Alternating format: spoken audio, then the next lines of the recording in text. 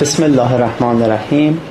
سازمان امور مالیاتی در راستای تسهیل استفاده مؤدیان از تبصره 100 قانون مالیات‌های مستقیم و ارائه این خدمت مهم به مؤدیان محترم اقدام به ایجاد امکان ثبت تبصره ماده 100 قانون مالیات‌های مستقیم در پیام‌رسان‌های بومی نموده است. مؤدیان محترم از این پس می‌توانند با مراجعه به بخش خدمات در پیام‌رسان بله و یا ویترین در پیام‌رسان سروش پلاس نسبت به ثبت تبصره خودشون اقدام کنند. همچنین با استفاده از بازو به نشانی مای تکس آندرلاین بات در این دو پیام‌رسان نیز می توانند این فرایند رو طی کنند و بدون پرداخت هیچ گونه هزینه‌ای نسبت به انجام تکالیف قانونی خودشون عمل نمایند. مؤدیان محترم با استفاده از این دو بازو همچنین می توانند پرداخت مالیات را نیز در این دو بازو در پیام‌رسان‌های بله و سروش پلاس داشته باشند. نگاه مختصری داریم به فرایند ثبت تبصره 100 در پیام‌رسان بله و سروش پلاس. میخوایم فرایند ثبت تبصره 100 رو در پیام‌رسان بله داشته باشیم. همونطور که میدونید پیام‌رسان بله ویژگی مختلفی داره: قسمت گفتگو، جریان، خدمات و مخاطبین، که در قسمت خدمات و در بخش خدمات پیشنهادی منوی پرداخت مالیات رو دوستان میتونن کلیک کنن و فرآیند تبصره 100 از اینجا آغاز میشه. پس از شروع فرایند توضیحات مختصری پیرامون در واقع مزایای بیشماری که تبصره 100 برای مؤدیان در نظر گرفته نمایش داده میشه و در واقع پس از اون با کلیک بر روی شروع مؤدیان میتونن کد ملی مربوط به پرونده خودشون رو وارد نمایند. کد ملی رو در قسمت پیام خود را بنویسید وارد میکنیم.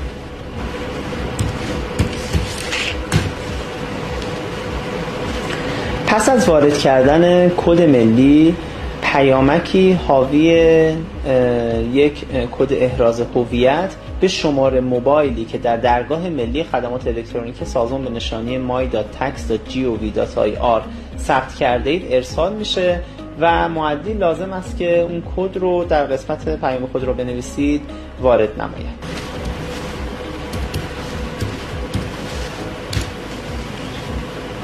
پس از وارد کردن کد تایید، پرونده های مشمول تبصره 100 که تایید نشده اند هنوز توسط مؤدی در درگاه وب سازمان به مؤدی نمایش داده میشه. اگر چند پرونده مؤدی داشته باشه میتونه اینجا پرونده مورد نظر خودش رو برای ثبت تبصره انتخاب کنه. اینجا یک پرونده داریم و پرونده شماره 1 رو انتخاب میکنیم. سپس مبلغ فروش و درآمد خالص واحد شغلی همون پرونده رو باید به صورت ریال وارد کنیم.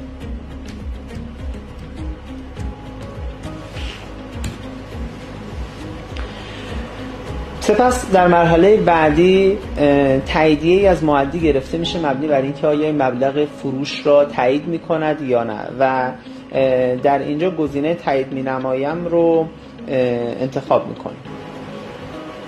سپس اطلاعاتی شامل میزان مالیات پرونده، کد رهگیری پرونده، میزان فروشی که توسط داده های سازمان در واقع محاسبه شده به مؤدی نمایش داده میشه و همینجور اطلاعات مربوط به پرونده. سپس مؤدی در این قسمت میتونه به سادگی تایید نهایی مالیات محاسبه شده رو کلیک کنه و در اینجا تبصره 100 مؤدی در واقع تایید میشه و کد رهگیری تبصره به اون اختصاص داده میشه.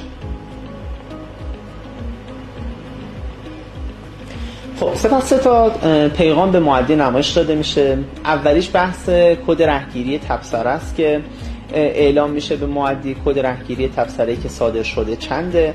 مورد بعدی مربوط به نشاندار کردن مالیاتی که اعلام میشه که مالیات پرداختی مربوط به این فرم به اجرا و نهایی سازی پروژه‌های عمومی بخش سلامت، آموزش، گردشگری، آب و فاضله و راه و ترابری شهرستان محل اقامت شما تخصیص داده میشه. و گزینه بعدی که بحث پرداخت مالیات در این پیام رسان باشه، مبلغ قابل پرداخت مالیات اعلام میشه به مؤدی و مؤدی میتونه هم به صورت نقدی تا یک قسط در واقع اون رو پرداخت کنه و هم درخواست تقسیط رو بده.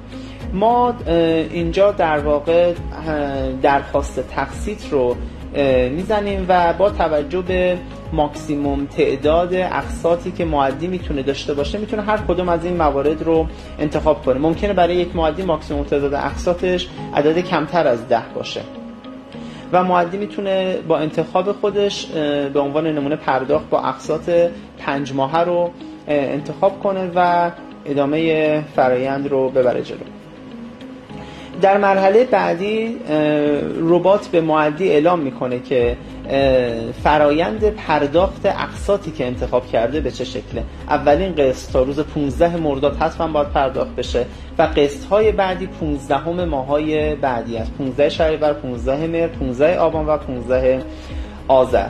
و با توجه به مبلغ مالیات و تقسیطی که انجام شده اولین قسطش رو میتونه پرداخت کنه. شناسه قبض 30 رقمی به قسط اول اختصاص پیدا کرده و مؤدی با انتخاب گزینه اقدام به پرداخت وارد درگاه سازمان به نشانی payments.tax.gov.ir میشه.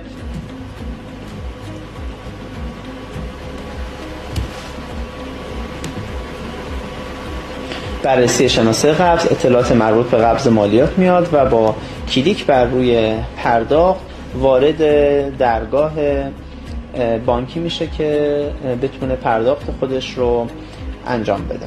لازم به ذکر است که در خصوص قسط‌های بعدی یعنی 15 شهریور، 15 مهر، 15 آبان و الی آخر سازمان امور مالیاتی طی پیامکی به مؤدی اعلام میکنه که 5 روز مانده به سررسید اقساطتون و نسبت به پرداختشون اقدام کنید و از همین طریق قسط اول رو پرداخت کردید مؤدیان محترم میتونن پرداخت مابقی اقساطشون رو داشته باشن. در صورتی که گزینه پرداخت نقدی یکجا رو انتخاب کردید طی یک قسط کل مالیاتتون پرداخت میشه و در واقع فرایند رو شما کامل انجام دادید. هر مرحله از فرایند ثبت تبصره صد در پیام‌رسان بله اگر چنانچه نیاز به پشتیبانی یا راهنمایی داشتند این امکان وجود داره که با کلیک بر روی گزینه نیاز به پشتیبانی دارید سوال خودشون رو مطرح کنند و این سوال توسط کارشناسان محترم سازمان مورد بررسی قرار میگیره و پاسخ به سوال مؤدیان در همان رباتی که سوال رو پرسیدن برگردونده میشه و مؤدی‌ها از این طریق نیز میتوانند سوالات خودشون رو بپرسن. علاوه بر مرکز تماس سازمان با شماره تلفن 1526 از این طریق نیز میتوانند سوالات خودشون رو بپرسن. با تشکر، خدا نگهدار.